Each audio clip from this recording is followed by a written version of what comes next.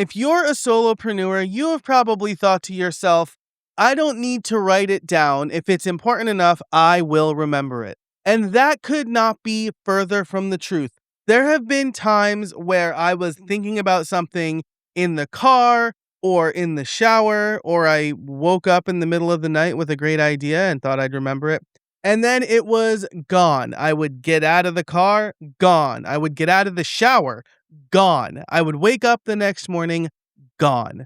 Which is why quick capture and idea capture is so important to me. And I was giving a talk, a workshop for eCam recently when I shared how I quickly capture ideas using Apple shortcuts, but it goes beyond that.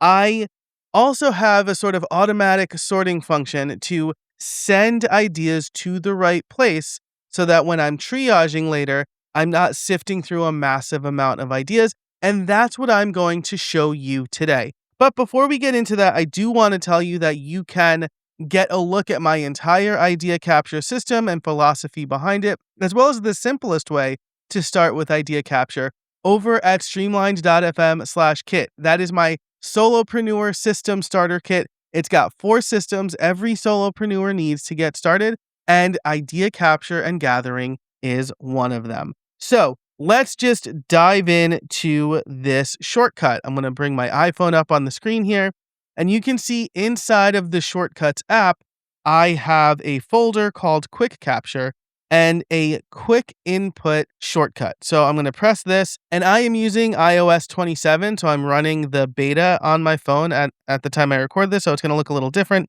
You see the big bubble here, so you can execute the shortcut as quickly as possible, but if you press the stack, then you can actually get to the shortcut. And you can see I have a choose from menu first, where it's idea, article, automation, episode idea, and YouTube.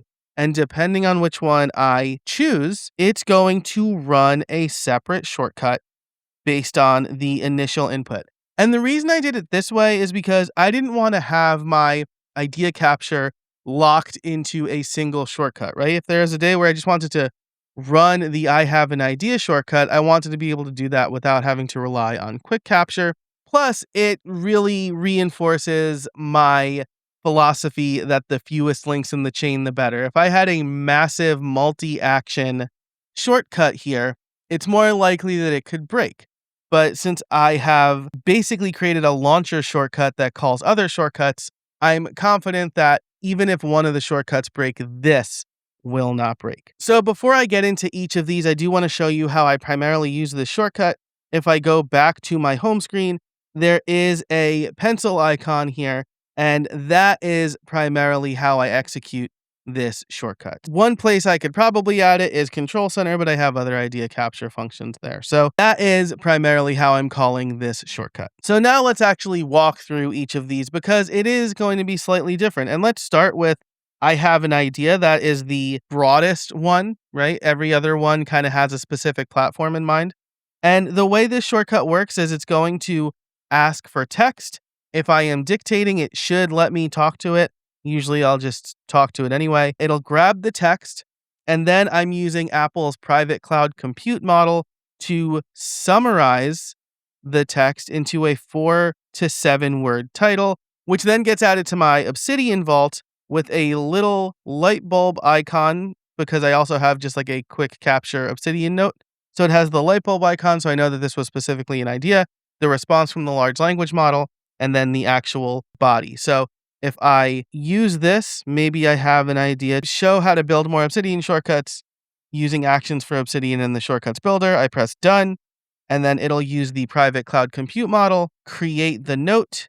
You saw the light bulb emoji here, and it summarized it into 4 words. And the way that this shortcut used to work was I would just grab the first 10 characters, and that obviously was terrible, but thanks to Apple Intelligence, I can now summarize it a little bit better. So that is what I'm doing, because otherwise I wouldn't really have a good title for it. And I didn't want to just have like a bunch of light bulb emojis. So that is the I have an idea shortcut. Now, if we go back here and look, the next one is article. Article is going to be very similar to I have an idea.